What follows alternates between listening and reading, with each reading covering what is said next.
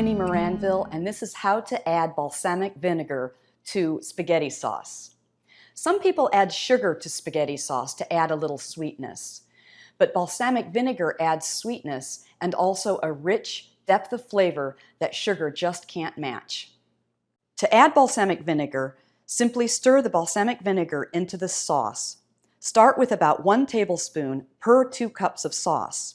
If you're making a homemade sauce, add this at the beginning of simmering time.